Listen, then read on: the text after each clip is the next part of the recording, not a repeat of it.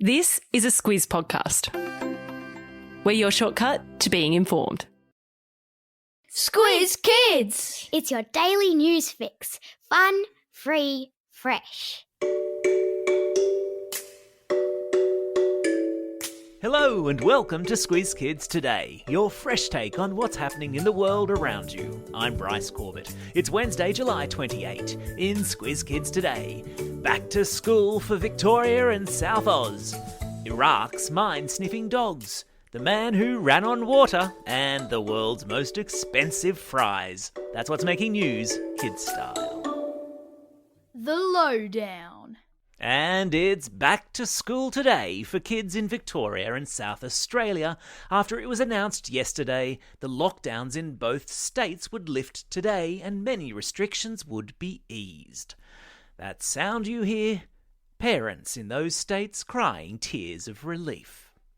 The lifting of the lockdown came as both states' leaders decided enough had been done by everyone to stop the spread of coronavirus in the community. So, well done you. Folks in Victoria will still have to wear masks everywhere, inside and outside, for a little while longer yet. And South Australian kids, you'll struggle to see if your teacher is smiling or frowning today, as all teachers there are required to wear masks at school. But count yourselves lucky that you're able to get back to class at all and see your friends. There was welcome news too in parts of regional New South Wales, including Orange and Molong, who announced that they too were lifting restrictions. But it wasn't all good news, unfortunately. News of the lockdowns lifting came as Sydney recorded its highest number of new COVID cases, and kids in Greater Sydney, along with their long-suffering parents, steeled themselves to be in lockdown for a good while yet. We've got your back, Sydney Squiz Kids. Hang in there. And it wouldn't be an edition of Squiz Kids if we didn't give you a gold medal update. Queensland's Kaylee McEwen became our newest Golden Girl yesterday, storming to victory in the 100-metre backstroke event. The 20-year-old edged out swimmers from Canada and the United States to finish her swim in a lightning-fast 57.47 seconds, setting a new Olympic record in the process. Aussie, Aussie, Aussie!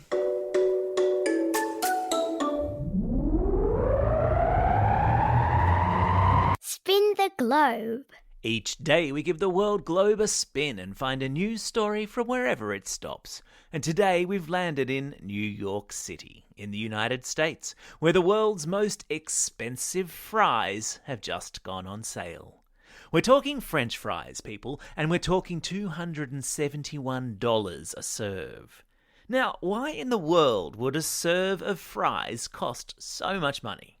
Because these ones are made from special potatoes, parboiled in champagne, what else, fried in goose fat, twice, then coated with truffle oil, which is the oil of a really expensive mushroom that grows underground, ew, and wait for it, sprinkled with gold dust. Actual gold dust. But what would you possibly order to go with the world's most expensive fries? How about the world's most expensive burger, also available at the same restaurant at $400 a pop? Or the world's most expensive sundae, which is a steal at $1,360. I reckon I could get a whole lot more than one measly serve of chips for that kind of money at my local fish and chip shop. Animal Kingdom. They say that dogs are a man's and a woman's best friend. Well, never has this proven to be more true than in the country of Iraq right now, where a team of clever sniffer dogs with extra powerful snouts have been saving lives by helping to clear landmines. Every day, they go out on very, very long leashes with their well-trained noses to the ground.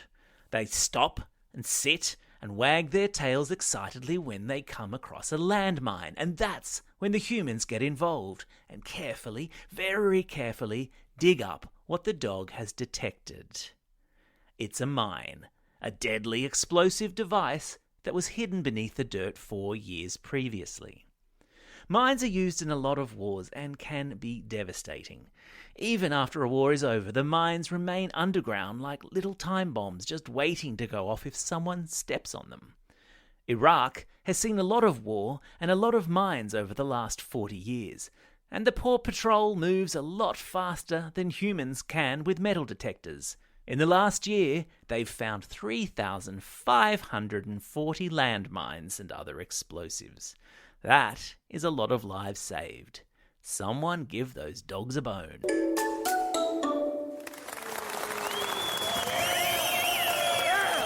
Squiz Kids salutes. Look, we love anyone here at Squiz Kids who's out there giving it a go.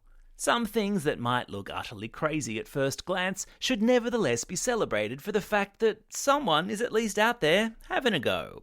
Which brings us neatly to Reza Baluchi, or Florida Man as he's known in his home country of the USA, whose attempt this week to run 1,600 kilometres on the sea in a floating wheel north from Miami to New York failed when tides and wind pushed him to the south. Florida Man said he was doing it to raise money for charity and to show kids that anything you put your mind to is possible, provided of course the winds and tides cooperate. I've stuck a link to photos of the impressive floating wheel in today's episode notes. It's quite elaborate. Squiz Kids salute you, Florida Man. Keep on striving. Time for the quiz. This is the part of the podcast where you get to test how well you've been listening. Question number 1. With which swimming stroke did Aussie Kaylee McEwen win her gold medal yesterday? That's right, it was backstroke. Question number 2. Which animals and their super snouts are helping to clear landmines in Iraq? Yeah, they're dogs. Question number 3. Which crispy, crunchy treat is being sprinkled with gold dust in a New York restaurant? Yeah, they're fries.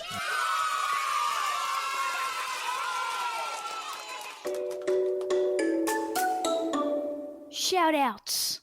It's July 28, birthday of celebrated children's author Beatrix Potter, she of Peter Rabbit and Jemima Puddle Duck fame.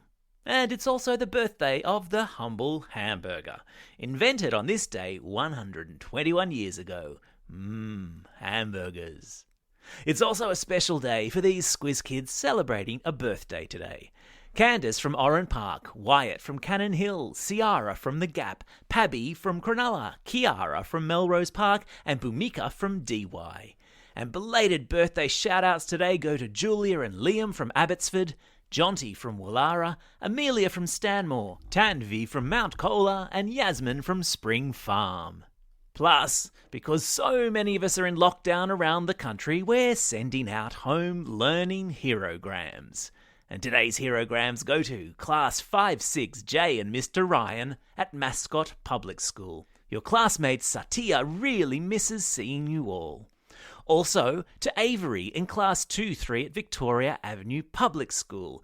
Your mum says you and all your classmates are being total legends with homeschooling. And Mrs. Smith and Class 4-5S from Stockton Public School, who are not homeschooling, but want to send positive stay strong vibes to all the students learning from home in lockdown. Well, isn't that nice? And not forgetting, of course, a few classroom shout-outs to those of you not in lockdown. To all the students at Beckham Public School. To Mrs. Cayley and Ms. Kelly's class at Geraldton Grammar School. To Mr. O'Rourke and Class 6 Blue at St Edmunds College.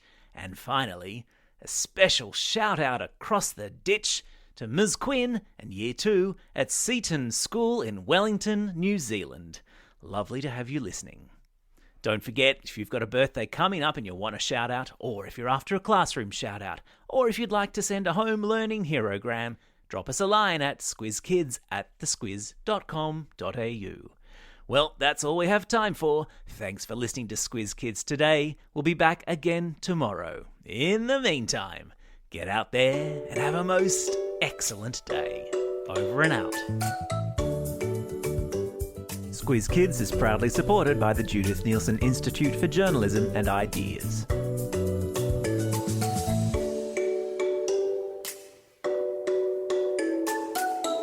Squiz Kids! It's your daily news fix. Fun, free, fresh.